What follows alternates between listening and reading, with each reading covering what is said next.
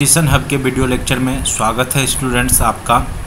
और आज मैं विज्ञान से रिलेटेड कुछ क्वेश्चंस जो कि बहुत इंपॉर्टेंट क्वेश्चंस हैं उसके बारे में बताने जा रहा हूं। तो वन बाय वन आप एक बार अच्छे से सुन लें। हो सकता है मे बी एक दो क्वेश्चंस, दो तीन क्वेश्चंस आपके एग्ज़ाम में यहाँ से आ जाए, चांस बन रहा है यहाँ से आने का। जो कि शिक्षण की विधि है, विज्ञान की पेडागोगी से रिलेटेड है शिक्षण विधि, तो उसको देखिए। विज्ञान शिक्षण में जो चीज़ शब्दों द्वारा स्पष्ट नहीं होती है उसे किन चीज़ों से आसानी से स्पष्ट की जा सकती है। तो स्टूडेंट्स याद रखेंगे, जो चीज़ अगर शब्दों से आप क्लियर नहीं कर पाते हैं तो उसको चित्र बनाकर चित्रों से उसको स्पष्ट किया जा सकता है। तो इस चीज़ को याद रखेंगे कि चित्रों के द्वारा उसको स्पष्ट किया जा सकता है। ठीक है स्टूडेंट्स। उसके बाद है आपका प्राथमिक तथ्यों का आशय उन भौतिक सूचनाओं अथवा आंकड़ों से है जिन्हें स्वयं अध्ययनकर्ता प्राथमिक स्रोतों से प्राप्त करता है। यह कथन किसका है? तो यह है पीवी यंग का। ठीक है स्टूडेंट्स, पीवी यंग। प्राथमिक तथ्यों का आशय उन सभी भौतिक सूचनाओं अथवा आंकड़ों से है जिन्हें स्वयं अध्ययनकर्ता प्राथमिक स्रोतों से प्राप्त करता है। तो ये किसका कथन है? तो ये कथन है पीवी यंग का। अधिगम सामग्री के प्रयोग से बालकों को ज्ञान प्राप्त होता है। अधिगम सामग्री से क्या होता है कि प्रत्यक्ष से अप्रत्यक्ष की ओर जो दिख रहा है और जो नहीं दिख रहा है। ठीक है, प्रत्यक्ष जो आप सामने में रखे हैं वस्तु प्रत्यक्ष है, और जो अप्रत्यक्ष जो आप देख नहीं रहे हैं बस सोच रहे हैं वो है। तो अधिगम सामग्री के प्रयोग से बालकों में ज्ञान प्राप्त होता है प्रत्यक्ष से। सामग्री है यानी वो प्रत्यक्ष चीज़ है, लेकिन अगर उसके बाद वो सोचता है तो वो अप्रत्यक्ष की ओर सोचता है। तो ये याद रखेंगे कि प्रत्यक्ष से अप्रत्यक्ष की ओर अधिगम सामग्री का प्रयोग करके बच्चा जो है प्रत्यक्ष से अप्रत्यक्ष की ओर सोचता है। ठीक है। उसके बाद आपका नेक्स्ट क्वेश्चन है, प्राथमिक स्तर पर भौतिक एवं जैविक पर्यावरण शिक्षण में विज्ञान प्रदर्शनी का उपयोग करने से बालक में विकास होता है। तो बालक में वैज्ञानिक दृष्टिकोण का विकास होता है। जब आप भौतिक एवं जैविक पर्यावरण शिक्षण में विज्ञान प्रदर्शनी का प्रयोग करते हैं तो बालक में वैज्ञानिक दृष्टिकोण का विकास होता है। ठीक है स्टूडेंट्स। उसके बाद नेक्स्ट है आपका भौतिक एवं जैविक पर्यावरण प्रयोगशाला में कोई संभावित दुर्घटना होने पर हमें क्या करना चाहिए। अगर कोई घटना घट जाता है भौतिक एवं जैविक पर्यावरण आपके समाज में, पर्यावरण में, तो आप क्या करेंगे? तो सबसे पहले प्राथमिक उपचार होना चाहिए। जैसे आपका अगर मान लीजिए सांप काट लिया, ठीक है, तो उसका प्राथमिक उपचार क्या है कि तुरंत उसमें जहाँ पे काटा है सांप, तो वहाँ पे पहले उसको रस्सी से कस के बांध दीजिए। उसके बाद वहाँ पे कोशिश कीजिए कि ब्लड किसी प्रकार से निकल जाए, ब्लेड से या किसी प्रकार से काटने का और ब्लड निकालने का। तो ये प्राथमिक उपचार है। उसके बाद तुरंत उसको डॉक्टर के पास ले जाइए, चिकित्सक की सहायता से इलाज करवाइए। तो कोई भी अगर आपके भौतिक या जैविक घटना घटती है आपके आसपास, तो ये याद रखना है कि प्रथम में आपको प्राथमिक उपचार करना है। जैसे कट गया, फट गया या कुछ भी हुआ है तो उसको सबसे पहले वहाँ से ब्लड कम निकले इसका उपाय करेंगे। तो उसके बाद फिर डॉक्टर के पास ले जाएंगे। पहले प्राथमिक उपचार, फिर आपका सेकेंडरी में चिकित्सक के पास जाना चाहिए। ठीक है। उसके बाद है प्राथमिक विद्यालयों में विज्ञान संग्रहालय बनाने का उद्देश्य क्या होता है। तो विज्ञान संग्रहालय क्यों बनाया जाता है कि बालकों में संग्रह तथा अवलोकन की आदत डालना। मतलब बच्चा उस चीज़ के बारे में सीख जाए कि किस प्रकार से हम उसके बारे में समझते हैं, सोचते हैं। तो बच्चों में जो संग्रह करने का और एवं अवलोकन देखने का आदत को डालना ही मेन उद्देश्य होता है कि विज्ञान संग्रहालय का उद्देश्य बच्चों के शिक्षा में। ठीक है। उसके बाद है विज्ञान शिक्षण में श्वसन क्रिया प्रदर्शन हेतु निर्मित आसुरचित उपकरण में दो गुब्बारों का प्रयोग श्वसन तंत्र के किस अंग के लिए किया जाता है। तो वो फेफड़ों के लिए किया जाता है। जो दो गुब्बारे होते हैं सांस लेने के लिए, तो वहाँ पे फेफड़ों के लिए वो किया जाता है। उसके बाद विज्ञान शिक्षण का माध्यम बालकों की रुचियों को बनाना है। क्या है? वैज्ञानिक दृष्टिकोण बनाना होता है। मेन है वैज्ञानिक के दृष्टिकोण से सोचे बच्चा। एक बालक ने बकरी को सजीव तथा ईंट को निर्जीव बताया। उसने किस प्रकार के उद्देश्य की प्राप्ति दर्शाई है। तो वो है अवबोधन, क्योंकि उसे पता है कि ये चलता फिरता है तो ये सजीव है और ये जो एक जगह पे है ना वृद्धि कर रहा है ना, तो ये अवबोधन विधि है। इसके द्वारा बच्चे अवबोधन विधि द्वारा इस बच्चे ने ईंट को निर्जीव बताया। वो धीरे धीरे खुद ब खुद ज्ञान हो जाता है बच्चे के पास, उसे ही अवबोधन विधि बोलते हैं। वो समाज से सीख लेता है। विज्ञान मेला व प्रदर्शनी हेतु आवश्यक है, तो अभिरुचि, बच्चों में अभिरुचि जगाना बहुत जरूरी है, तो प्रदर्शनी हेतु आवश्यक है अभिरुचि।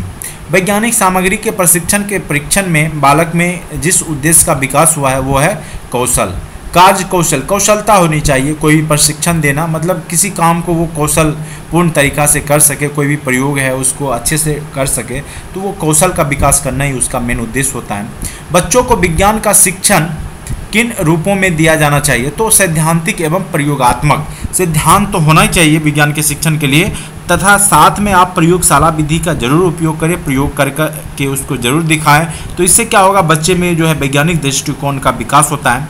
विज्ञान शिक्षण की योजना विधि के जन्मदाता कौन थे? विज्ञान शिक्षण योजना विधि के जन्मदाता थे W.H. किलपैट्रिक। याद रखेंगे, W.H. किलपैट्रिक जो है विज्ञान शिक्षण की योजना विधि के जन्मदाता हैं W.H. किलपैट्रिक। ठीक है स्टूडेंट्स, उसके बाद है नेक्स्ट क्वेश्चंस। विज्ञान शिक्षण के लिए समस्या विधि का निर्माण किस विधि के आधार पर हुआ है? पहले समस्या उसके बाद समाधान, तो वो है ह्यूरिस्टिक विधि के आधार पर हुआ है। शिक्षण को प्रभावशाली बनाने हेतु विषय में बालकों को क्या उत्पन्न करना चाहिए? तो किसी भी शिक्षण को प्रभावशाली बनाने के लिए बच्चों में रुचि जगाइए। बच्चे सबसे पहले उस चीज़ को जानने के प्रति रुचि रखेंगे, तभी बच्चों में जो है उसको पढ़ने के प्रति, शिक्षण के प्रति जो है बच्चे मतलब उसको प्रभावशाली होगा उसके लिए शिक्षा। तो सबसे पहले रुचि होना चाहिए, उसमें रुचि बनाइए स्टूडेंट्स के लिए, फिर आपको वो बच्चा अच्छा प्रभावशाली एजुकेशन लेगा। उसके बाद है नेक्स्ट है वैज्ञानिक दृष्टिकोण के फलस्वरूप बालक में किसका विकास होगा और जिससे कि वह प्रत्येक तथ्य को समझने का प्रयास करेगा। तो वैज्ञानिक दृष्टिकोण से बच्चे में व्यक्तित्व का विकास होगा, वो उसकी सोचन शक्ति जो होगी, सोच समझने की शक्ति, उसमें विकास होगा, तो व्यक्तित्व का विकास होता है उससे। विज्ञान शिक्षण में किन सहायक साधनों का प्रयोग लाभदायक है? तो दृष्टि सहायक है एवं श्रवण सहायक है।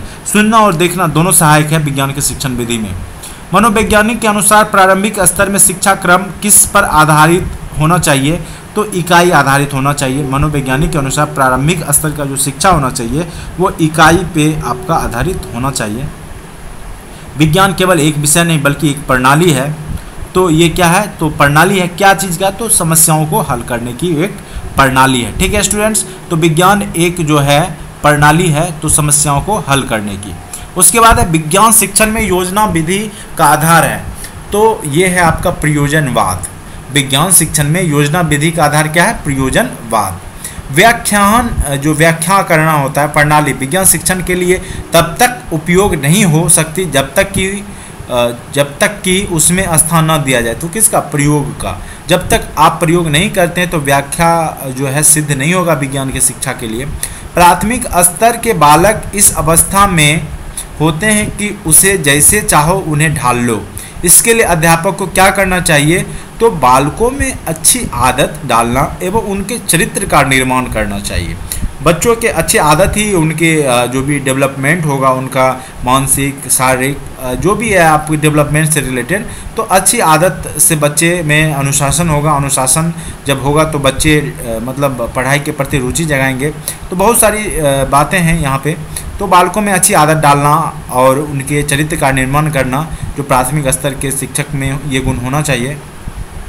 विज्ञान शिक्षण को प्रभावी बनाने के लिए उपयोग में लाते हैं श्रव्य एवं दृश्य साधन, दोनों जो दिखाई दे और जो सुन सके, तो दोनों का उपयोग करना चाहिए। किसी बालक को उसके वातावरण पर आधारित ज्ञान दिए जाने के लिए कहते हैं, इस विधि को क्या कहते हैं? तो वो अवलोकन विधि। देखकर आप जो सीखते हैं, जो ज्ञान किसी चीज़ को देखो और सीखो, वो है अवलोकन विधि। प्राथमिक विद्यालयों में विज्ञान अध्यापक का सबसे प्रमुख कार्य है कक्षा अध्यापन करना एवं प्रयोगात्मक कार्य करना। ठीक है, उसके साथ बच्चों के साथ कुछ प्रयोग कर लेना, कक्षा में अध्यापन करना, ये सब जो है प्रमुख कार्य हैं।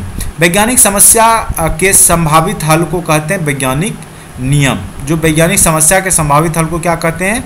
वैज्ञानिक नियम कहते हैं। उसके बाद है मानव श्वसन तंत्र का मॉडल। श्वसन तंत्र पढ़ाने के लिए दिखाकर अध्यापक ने पढ़ाया। अध्यापक द्वारा प्रस्तुत विधि का नाम क्या? प्रदर्शन। अगर कोई भी टीचर किसी चीज़ को दिखाकर बताता है तो वह है उसकी प्रदर्शन विधि। उसके बाद है वैज्ञानिक एक क्रांतिक अभिवृत्ति विकास के लिए अधिक प्रभावपूर्ण विधि है, वो है अन्वेषण विधि। जो सबसे ज़्यादा वैज्ञानिक क्रांतिक अभिवृत्ति विकास के लिए वो है अन्वेषण विधि। मैंने सारे विधि को बताया, वो जब शिक्षण विधि है वहाँ पे आप जाके मेरे वीडियो लेक्चर्स को देखिए, सारे अन्वेषण संश्लेषण सारी विधि को मैंने बताया। प्रयोग प्रदर्शन विधि को प्राथमिक कक्षाओं में सामान्य विज्ञान शिक्षण की सबसे अधिक विधि मानने का कारण है, तो वो है बालक व अध्यापक दोनों ही सक्रिय होते हैं। जो प्रयोग विधि क्या होता है, उसमें क्या होता है कि बच्चे भी अभी रुचि लेते हैं, वो भी करते हैं, तो दोनों जो शिक्षक होते हैं वो भी करके सिखाते हैं, तो दोनों उसमें सक्रिय होते हैं, दोनों रुचि लेते हैं। तो ये जो प्रयोगात्मक विधि ये प्रदर्शन विधि प्राथमिक कक्षाओं में सामान्य विज्ञान की अच्छी विधि मानने का कारण है, क्योंकि बालक और दोनों इसमें सक्रिय रहते हैं। ठीक है। इंटीग्रेटेड साइंस एजुकेशन पर कब मैरीलैंड विश्वविद्यालय में अंतर्राष्ट्रीय कॉन्फ्रेंस हुई थी? वो था 1973 ईस्वी में। इंटीग्रेटेड साइंस एजुकेशन पर कब मैरीलैंड विश्वविद्यालय में अंतर्राष्ट्रीय कॉन्फ्रेंस हुई थी? वो था 1973 ईस्वी में।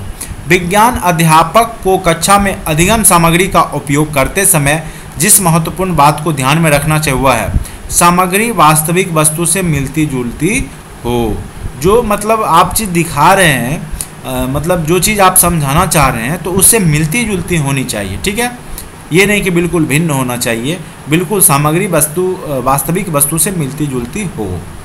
उसके बाद एपीडायस्कोप का प्रयोग किसके लिए किया जाता है? तो पुस्तक में छपा चित्र दिखाने के लिए एपीडायस्कोप का प्रयोग किया जाता है। विज्ञान संग्रहालय के बालकों में विकसित होती है। जो विज्ञान संग्रहालय का उपयोग अगर बच्चे करते हैं तो वो जो निरीक्षण विधि होता है उसका विकास हो जाता है। विज्ञान किट का अर्थ है उपकरण युक्त बॉक्स। विज्ञान किट का मतलब उपकरण, उसमें किट मतलब ही होता है सारे उपकरण से संबंधित बॉक्स होना चाहिए, तो उपकरण युक्त बॉक्स होना चाहिए। परियोजना एक समस्या प्रधान कार्य है जो अपनी स्वाभाविक परिस्थितियों के अंतर्गत पूर्णता को प्राप्त करता है। यह परिभाषा किस शिक्षा शास्त्री ने दी है? तो यह एस.टी. वेंसन ने। किसने दी है? एस.टी. वेंसन ने दी है। यदि बालक किसी वैज्ञानिक नियम के लिए उदाहरण प्रस्तुत करता है तो वह अपने ज्ञान का क्या कर रहा है? तो वह अपने ज्ञान का अनुप्रयोग कर रहा है। पाठ योजना का पंचपदीय प्रणाली किसकी देन है? तो हर्बर्ट की पंचपदीय प्रणाली जो है हर्बर्ट की देन है। विज्ञान शिक्षण में परिकल्पना का अर्थ है समस्या का संभावित हल। क्या है स्टूडेंट्स? समस्या का संभावित हल। विज्ञान शिक्षण में कल्पना करके आप किसी चीज़ को सॉल्यूशन निकालते हैं तो वो समस्या का संभावित हल ही है। संभावना पहले आप व्यतीत करते हैं तो कल्पना हो गया वो। विज्ञान शिक्षण की अभिक्रमिक अनुदेशन विधि के जन्मदाता हैं B.F. स्किनर। विज्ञान शिक्षण की अभिक्रमिक अनुदेशन विधि के जन्मदाता कौन है स्टूडेंट्स? B.F. स्किनर। कक्षा में जाने से पूर्व अध्यापक को पूरी तैयारी कर लेनी चाहिए, क्योंकि शिक्षक की प्रगति के लिए कोई अन्य बात इतनी बाधक नहीं है जितनी कि उसकी योजना की अपूर्ण तैयारी।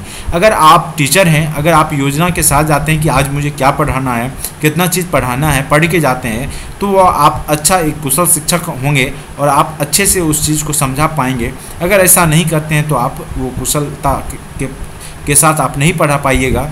तो ये कथन किसका है? वो है डेविस का है। तो ये याद रखेंगे, बहुत इंपॉर्टेंट है। एक शिक्षक में गुण होना चाहिए पूर्ण। पहले आप पाठ की तैयारी कर लें कि कौन सा टॉपिक आज पढ़ाना है और आपको क्या क्या चीज़ पढ़ाना है बच्चे को, ये पहले आपको पता होना चाहिए। लेसन प्लानिंग जिसको बोलते हैं। छात्रों के व्यक्तिगत व मानसिक विकास में सर्वाधिक योगदान दे सकता है, तो वो है विज्ञान शिक्षण जो है छात्रों के व्यक्तित्व एवं मानसिक विकास में सर्वाधिक योगदान दे सकता है। तो ये कुछ क्वेश्चंस हैं जो कि जो साइंस के पेडागोगीज के हैं। कुछ क्वेश्चंस मैंने आपको बता दिया, इसमें से हो सकता है 2-3 क्वेश्चंस आपके एग्जाम में आ जाए। तो स्टूडेंट्स आप एक बार ज़रूर इसको अच्छे से सुन लें। अगर आपने मेरे चैनल को सब्सक्राइब नहीं किया है तो उसको आप सब्सक्राइब कर लीजिए, तो जो भी आपको मैं वीडियो यहाँ पर डालूँगा वो नोटिफिकेशन के रूप में आपको मिल जाएगा। तो लगातार वीडियो चैनल को देखते रहिए। Thank you so much watching for this video.